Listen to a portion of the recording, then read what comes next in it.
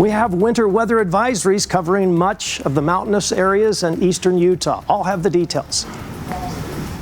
Flight delays and cancellations have left many people stranded across the country. How a North Salt Lake man and his wife made it home in time for the holidays, thanks to a few people they just met. And the search is on tonight for these two people at the center of an Amber Alert abduction that started in Layton. The desperate plea from the victim's family to bring him back home safe. Fox 13 News at 9 starts in 60 seconds.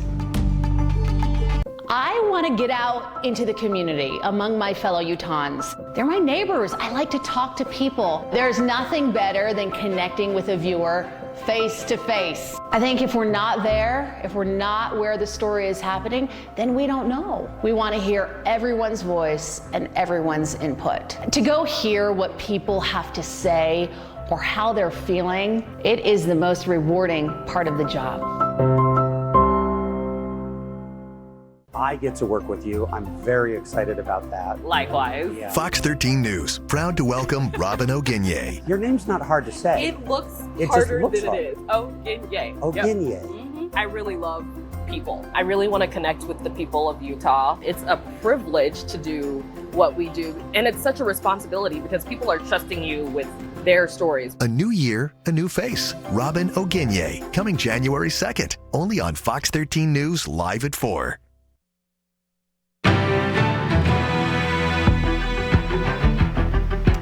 We start Fox 13 News at 9 with breaking news of an active Amber Alert for a missing 13-year-old from Layton, who you see on the left.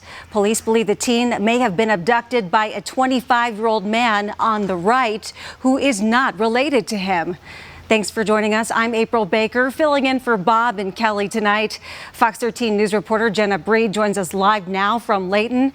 And Jenna, what can you tell us about the ongoing search?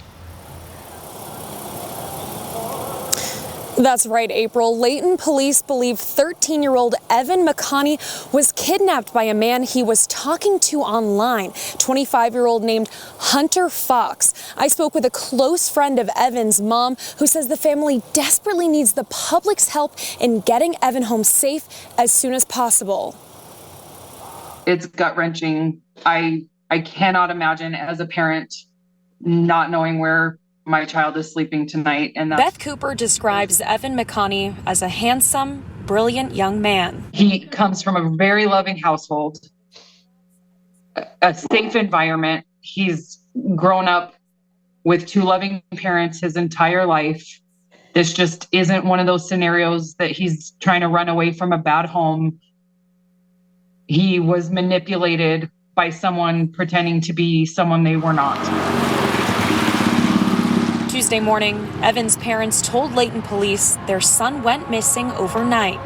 The fact that the child's 13, if he left with this adult without the parents' consent, that's kidnapping. Lieutenant Travis Lyman says Evan's parents had reported to police that their son was talking to the 25-year-old suspect, Hunter Fox, a few weeks ago. It really does become our highest priority when a child is missing like this.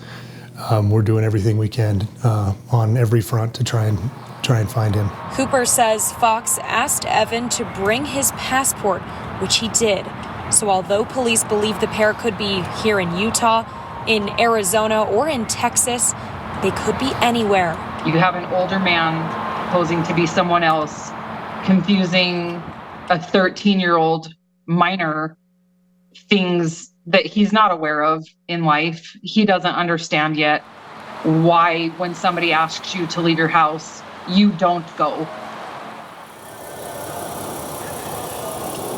Layton police ask you call them or 911 if you have any information on Evan's whereabouts. Evan's family is asking everyone to share his photos on social media and with your friends and family in other states. Reporting live in Layton, Jenna Bree, Fox 13 News, Utah.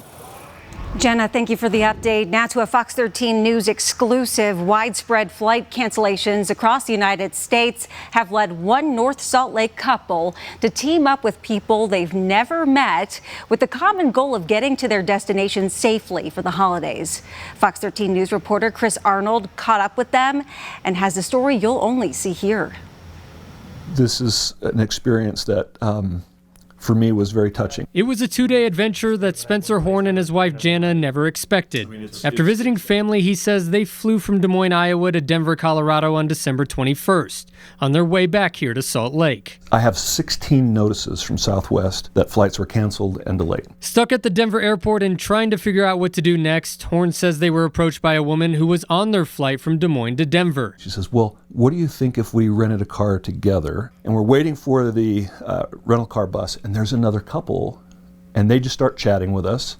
And we find out they're from Vernal, Utah, and they had come to Denver on their way to Toronto to go meet some friends for a special occasion, and they were stranded. So at 2 a.m. on the 22nd, the Horns and 3 people they had just met packed into a minivan and began their trek back here to the Beehive State. I'm comfortable driving in the snow, so they nominated me to be the driver. Horn says due to the snowy weather, I-80 wasn't an option, so they headed west. We went up to that 1,300 foot, that Eisenhower Tunnel, and we sat there for about 90 minutes. Wow. From Denver on I-70. We made it to Glenwood Springs by 9 that morning, stopped at Village Inn, had a breakfast together. This is Chrissy and Joe from Vernal, and this is Sister Kaylin Larson. Horn says they would then head northwest down some back roads to Vernal, dropping off Chrissy and Joe before going through Heber City and eventually making it to the Salt Lake International Airport at 3:30 p.m. on Thursday to drop off the car. I look at it from my perspective as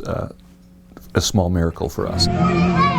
One that allowed the Horns to be back in time to go to Luminaria with his family that night. We'd been up by now 40 hours straight. This experience for the Horns may be summed up best by the sign that hangs inside their house. We definitely won some new friends, and I think the biggest thing that we learned is there are so many good people.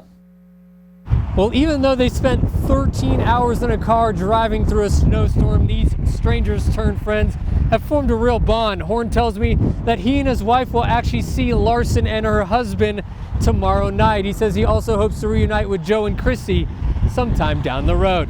In Salt Lake, Chris Arnold, Fox 13 News, Utah. Let's talk about the weather now. We've seen mostly rain in the Salt Lake Valley all day long, but up in areas of higher elevation, plenty of snow coming down right now. This is a live look at Little Cottonwood Canyon from one of UDOT's cameras. We just saw one lonely vehicle making its way up. So the question is this a taste of what's to come? Oh, yes. I was going to say, I know who can answer this question right for us, and that's Utah's Weather Authority meteorologist Dan Pope. So, Dan, tell us more about this. Well, there is a cluster of precipitation across Utah. It's hitting heavily in the eastern side of the state where it's been colder. It's still in the upper teens and low 20s in Vernal, Roosevelt, and Duchesne and other surrounding towns. All snow falling there, 1 to 3 inches, and it's all sticking to the road. That means traveling on US 40 over to Daniels Canyon, not good. Going up 191 over the top of the Uintas down to Flaming Gorge, not good. It is not snowing, though, on the other side of the Uinta Mountains at Flaming Gorge. How much snow has fallen so far? Well, at Powder Mountain, somewhere between 7 and 8 inches. Alta, as you saw behind me just a moment ago, has had 6 inches, and we're just getting started. But that's 6 inches with 0.6 of an inch of water. That's a 10-to-1 ratio. Alta often sees 20-to-1. So here we are with this, well, it's an atmospheric river, and there's a disturbance right here. This is what I would call colder air in the about 10,000 feet up down to the ground, and it's going to slide in and give us a really good chance for some heavy precipitation. Now, over the next 7 days, we're going to substantial precipitation in places like the Cottonwood Canyons. Anywhere you see this orange shade, 4 to 5 inches of water content. So this is going to be beneficial to the snowpack, and it's also going to bring lots of powder to the mountains. I'll have the details of all of this in your 7-day forecast coming up in just a little bit. Back to you, April. Dan, thank you. We're learning more about a shooting outside a Salt Lake City apartment this afternoon. Investigators now believe it could be a case of self-defense. Just before 3 this afternoon, officers were called to Palmer Court, located at 999 South Main Street, where a person had been shot. Police believe the shooter and the victim got into a verbal fight before the victim pulled out a knife. That's when investigators say the shooter pulled out his gun and then shot the other man in the lower body. They rendered aid and were able to start investigating this as a possible self-defense. Now, the district attorney will figure this out, decide if that's what we have. While the investigation is still ongoing, police say the shooter is cooperating with them, and the person who was shot was taken to the hospital with non-life-threatening injuries. South Salt Lake police confirm all 4 suspects of a deadly shooting near the South Salt Lake Winco parking lot in May have been arrested. Police apprehended 27-year-old Damian Coleman soon after the shooting that killed 26-year-old Romero Williams. The other 3 remained at large until November 21st, when 21-year-old Stefan Coleman turned himself into Salt Lake County Jail. Earlier this month, U.S. Marshals found 30-year-old Terrell Jones and 24-year-old McKennelyn Cummins in Oakland, California. They will be extradited back to Utah. The downtown Salt Lake City Courtyard Marriott is now giving its side on the cancellations of multiple long-standing reservations during the NBA All-Star Weekend. The hotel blamed a system error which caused a block of rooms originally reserved in 2018 to be double booked. The hotel added it's working to accommodate impacted guests at its property near the airport with a complimentary shuttle to and from the arena. However, 2 guests we spoke with say that doesn't help because they live locally and booked their stay specifically to be downtown. Coming up, a chase through one southern Utah town ends with a stabbed K-9 officer and the death of a suspect. What police claim happened? Western New York continues their extraordinary cleanup efforts after they were slammed by a massive and deadly winter storm. I'm Alexis McAdams in New York. I'll have those details coming up next.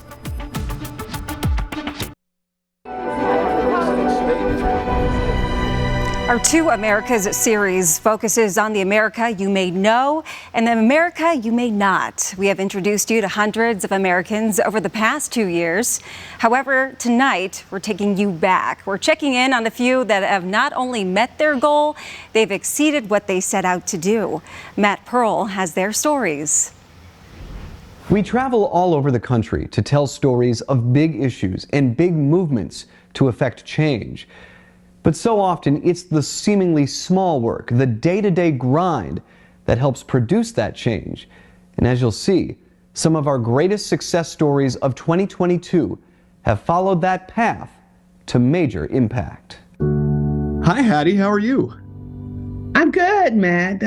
Good to see you again today. I hadn't seen Hattie Thomas Whitehead in 16 months. The last time we talked, it was a big deal. You cannot come by here without an association what could have been. Whitehead's parents were among those forced from their homes back in the 60s in their small black neighborhood in Athens, Georgia. The city used eminent domain to clear space so the University of Georgia could build dorms.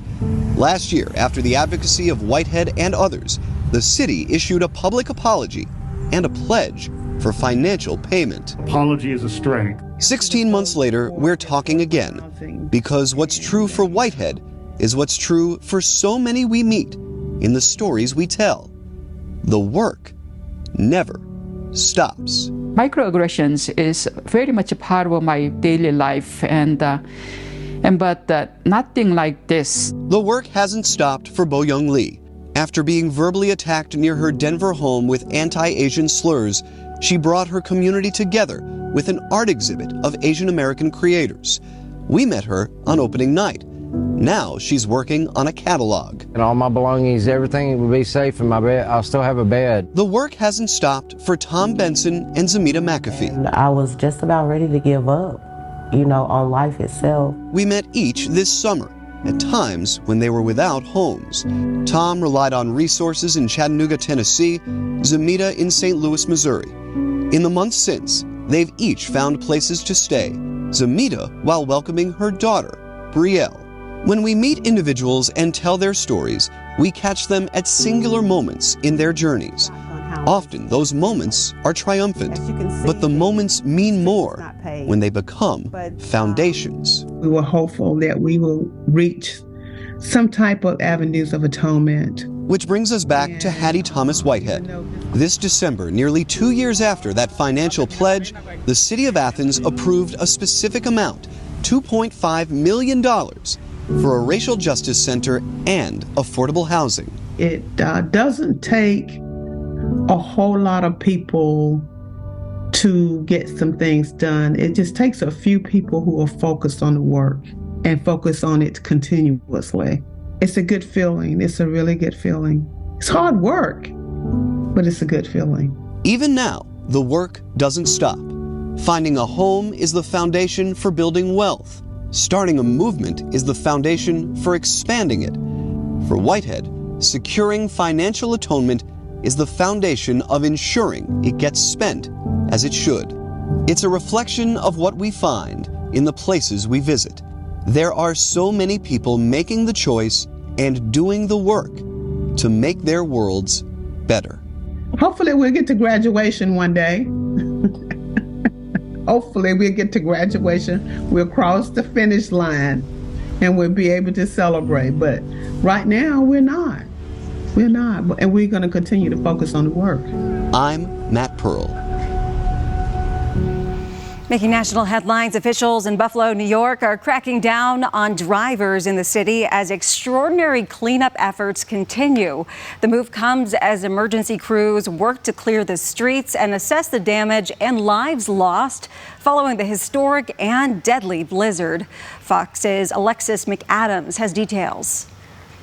Storm-battered Buffalo still working to recover after a massive and deadly blizzard slammed the city and other parts of western New York. We got, when I was looking at the measurements, about 41 inches of snow, and then we got more snow on top of that. As communities dig out, many grappling with the enormous loss of life. The death toll surpassing the 29 storm-related deaths of that historic blizzard of 77. Most of those killed in this storm were in the city of Buffalo, but that number expected to grow. Fortunately, the most deaths that we've ever had in a storm as a result of Mother Nature's wrath. It's not just massive snowbanks that need clearing. Abandoned cars are still blocking streets. Because of these hazards, Buffalo officials putting a strict driving ban in place to create safe and easy passage for first responders and to help emergency crews clean up from the storm. Despite days of pleas to stay off those roads, a number of folks ignoring the ban, forcing authorities to deploy dozens of state and military police to enforce the policy. If you are trying to get in the city of Buffalo, please stay out unless you're emergency personnel, unless you're a first responder, unless you're authorized in an emergency situation. This once-in-a-generation storm, which started ahead of Christmas weekend, pummeled western New York with blizzard conditions and more than 4 feet of lake-effect snow, prompting concerns about flooding later in the week. The primary focus, because of that melt, is going to be to make sure that we are cleared from curb to curb in as many areas as possible. Western New York is expected to warm up in the coming days. In New York, I'm Alexis McAdams, Fox 13 News, Utah. Oh my goodness, that was a major storm. Well, now that the storms are coming into the west, you know what's going to happen to the east? They're going to warm up. What do you think will happen with all of that snow starting to melt while we get pummeled by precipitation?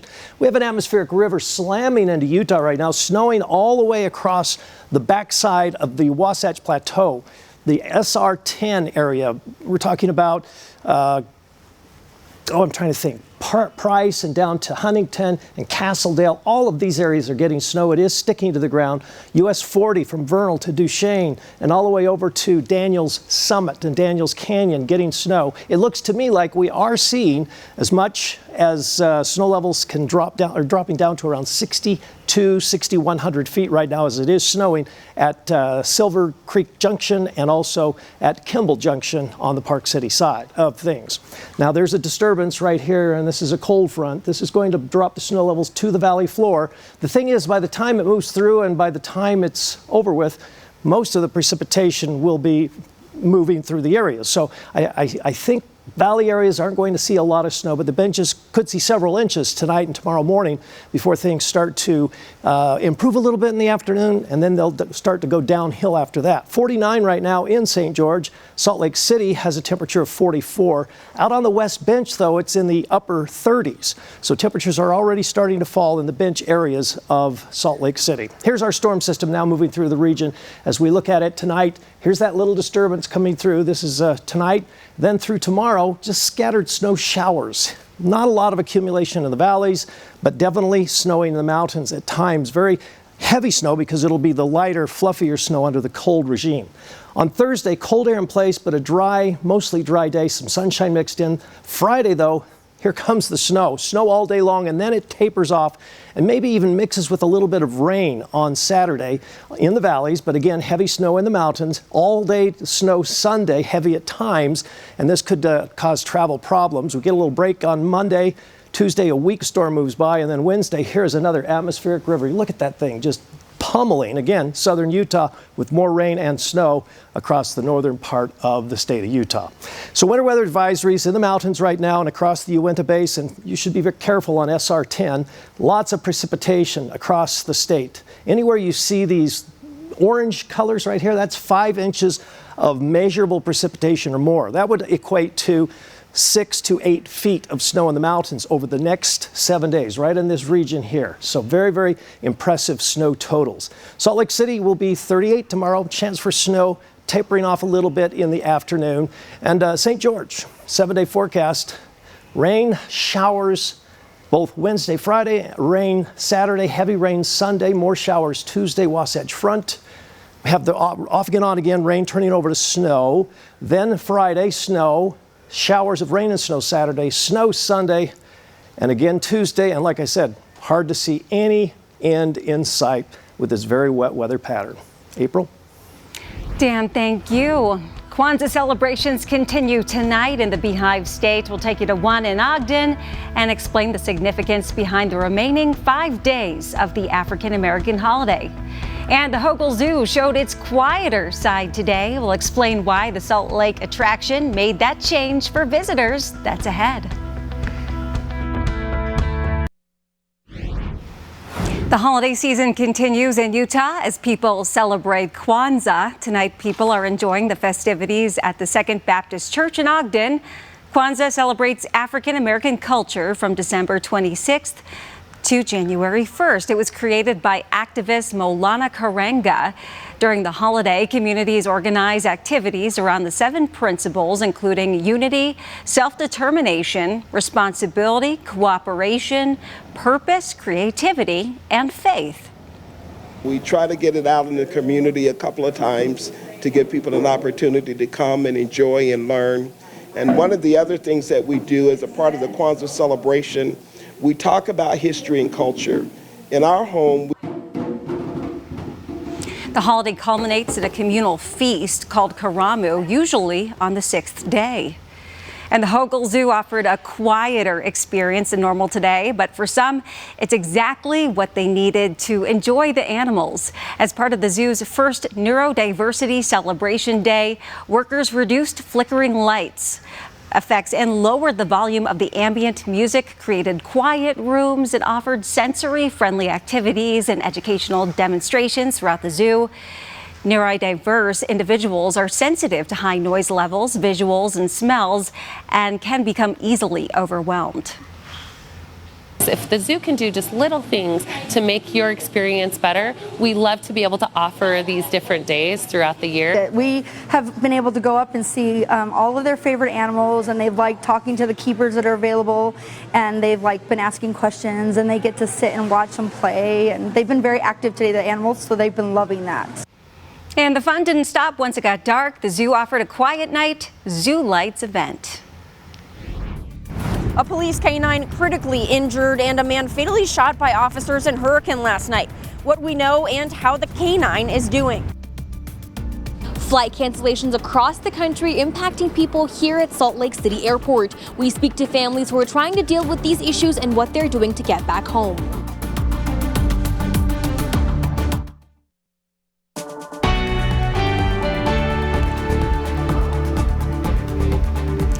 Officers in Hurricane shot and killed a man last night in an incident that left a police K-9 critically injured. Fox 13 News reporter Lucy Nelson tells us how it unfolded. They got out of their vehicles to try and make contact with him, talk with him. He began yelling aggressively at them in Spanish. Officers responding to a call from a man saying he was being threatened, arriving in the area of 100 East to find the man threatening them. The male got back into his vehicle, drove right towards two of our officers, just narrowly missing them. Officer Dan Raditz says 46-year-old Jose Palacios Pascasio led police on a chase in his Toyota minivan. Just erratic in his speeds and swerving, making just unexpected U-turns across lanes of travel. Eventually, Pascasio hit another car and crashed in the area of 2260 West State Street. When officers checked his car, he wasn't inside. We weren't sure where he had gone at that point.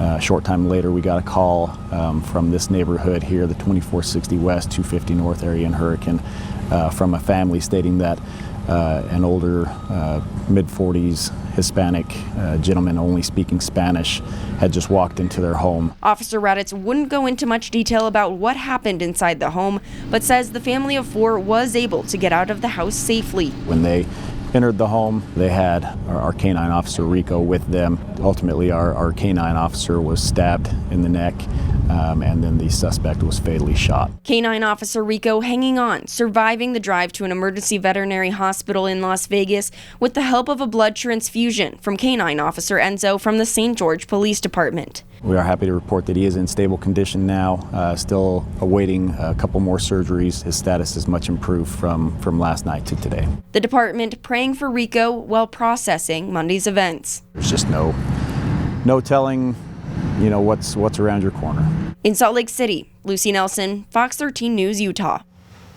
The shooting is being investigated by the Washington County Critical Incident Task Force.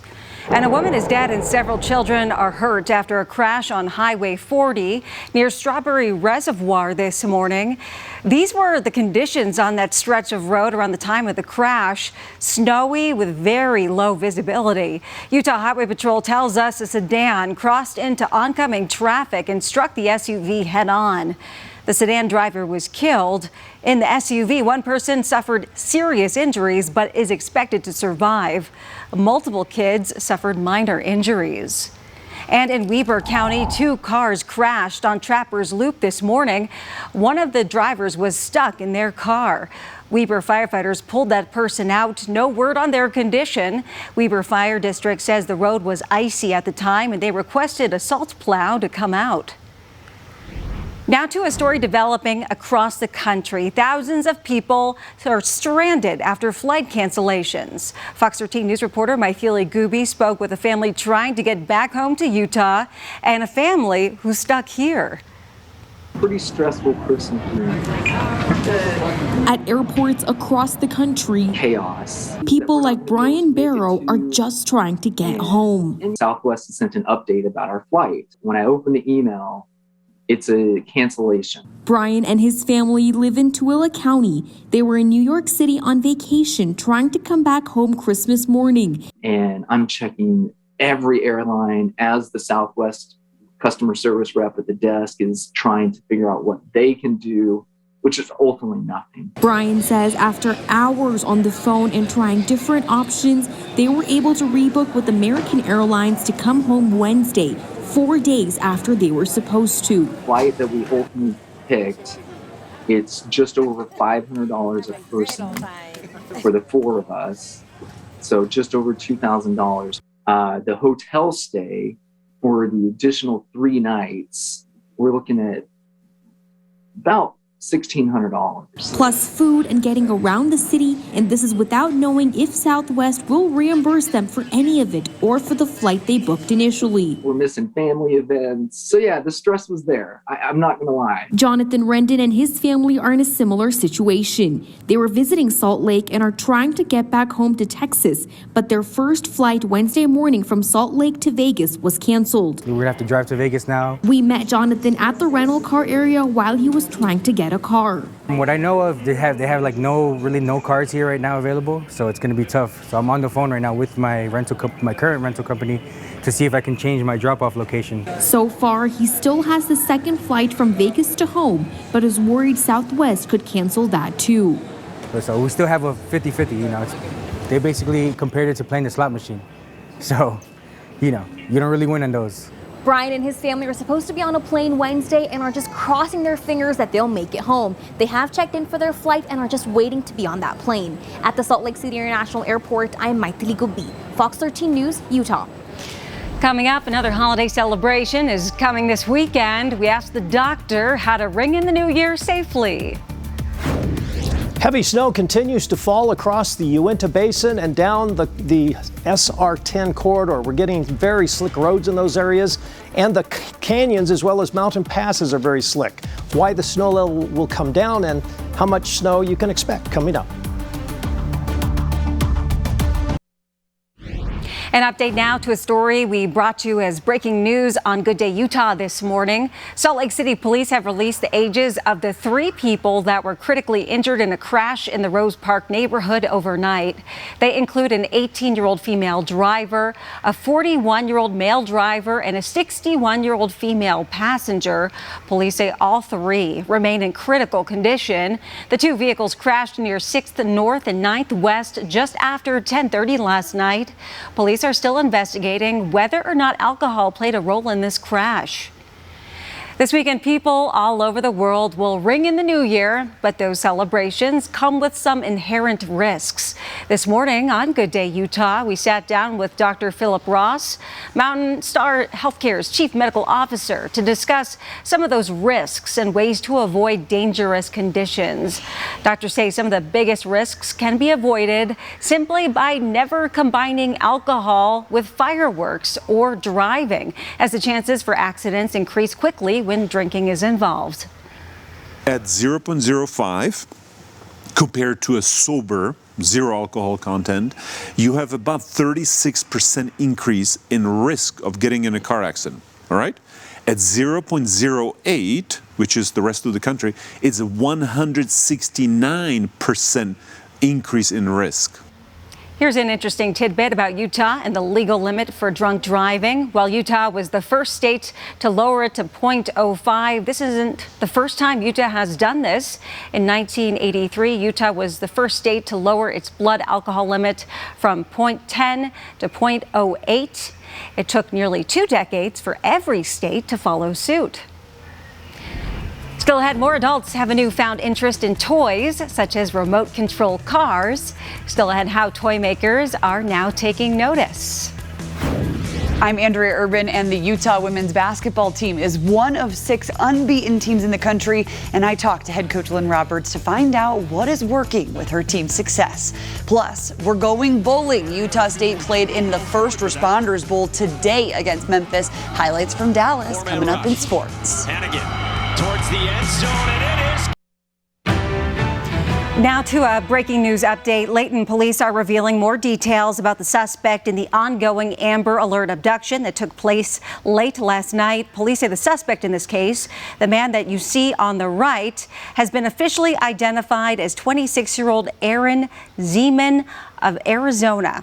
He was at first thought to be going by the name Hunter Fox. Police say he also goes by Tadashi Kojima and Hunter Wolf. He is driving a white 1998 model Toyota Avalon with a damaged grille and the Arizona temporary tag 22225NP. Police accuse Zeman of contacting 13-year-old Evan McConney, the boy you see on the left, online, and meeting up with him last night to abduct him to take him to either Arizona or Texas. Zeman and McConney are not related. Evan's family believes he is in danger. So if you do see them, call 911 right away. And of course, we'll keep you updated as we learn more. And a lot of people are enjoying their holiday gifts, but new data shows kids aren't the only ones. Maybe you're one of the adults now buying toys like Legos or remote-controlled cars for yourselves. You're not alone this year, and toy makers took notice. Dan Grossman looks at how the pandemic has given way to this new trend that has older generations feeling younger again. If you would ask me when I was 3 years old what I wanted for Christmas, my answer probably would have been to be the king of a toy lair like this. But more research is showing toys like these, they're not just for kids any longer, more adults than ever before buying them for themselves. Everybody has their different passion as far as it comes down to. If passion could be personified, all right, don't get my snot nose now. It would be this. A grown man braving sub-zero temperatures for a few minutes of joy with his remote-controlled car. You're not sitting behind a TV or a video game. You're actually enjoying being outside. Rain, snow, or shine. Pretty much my RC room. It's kind of like the playroom. Step inside, however. This drill is such a pain, but so easy at times. And you can see just how deep Vinny Indolini's passion goes. Up here we have the new Fortec. This is the Corvette series that they just came out with. Mustang Drag Slash, basically it's set to go A to B. Vinny is one of the millions of Americans who hasn't been able to shake the joys of childhood. New numbers show over the course of the last year, people 18 and older represented 14% of U.S. toy sales as they spent $5.7 billion on them. That's significantly higher than the previous year, as adults are the second fastest growing user of toys in the country, and companies are taking note.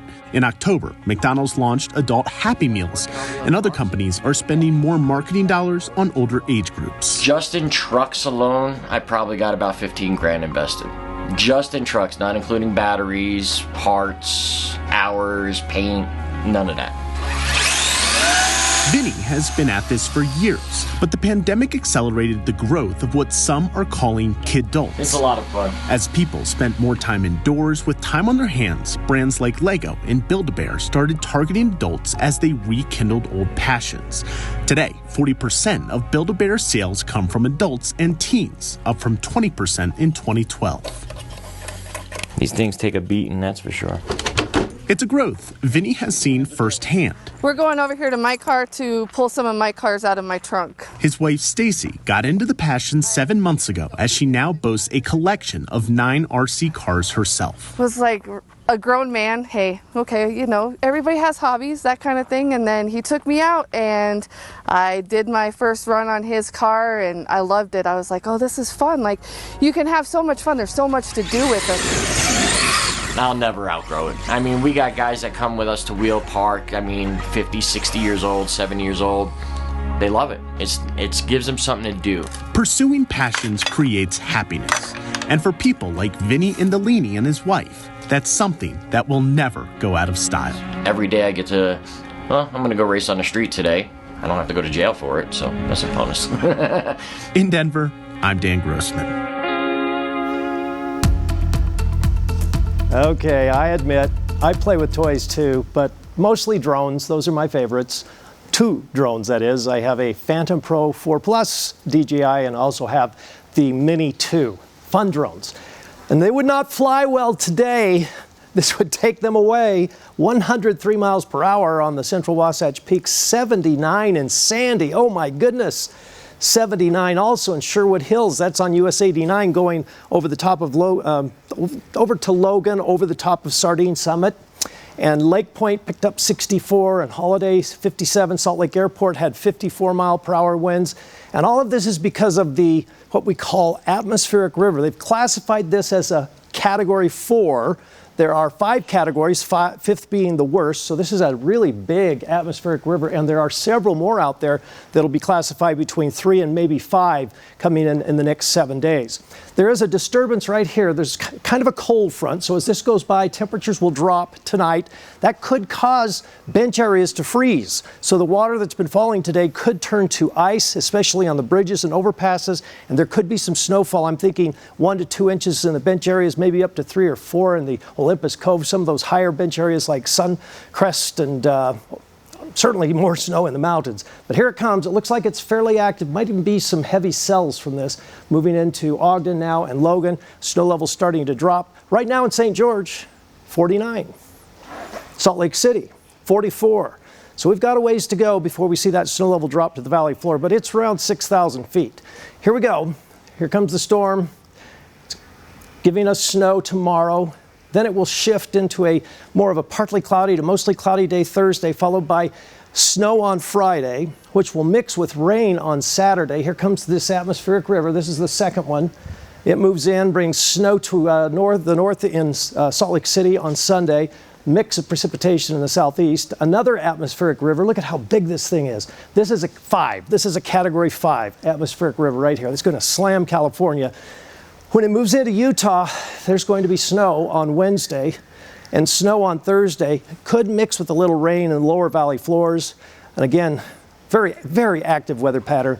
We're even going to see somewhere around 7 to 8 inches of water in the precipitation in these storms. And as they become a little more fluffy, instead of a 10-to-1 like we're having today, that's 0.6 of an inch of water to 6 inches of snow at Alta. We'll see more like a 15 or 20-to-1, which means there'll be more powder. I expect we'll see between 6 and 8 feet of snow in the next 7 to 10 days. And more than that, going into the 7th to the 10th of the month of January. Now, winter weather advisories are in effect, including the Uinta Basin, where we're getting snow all over the place.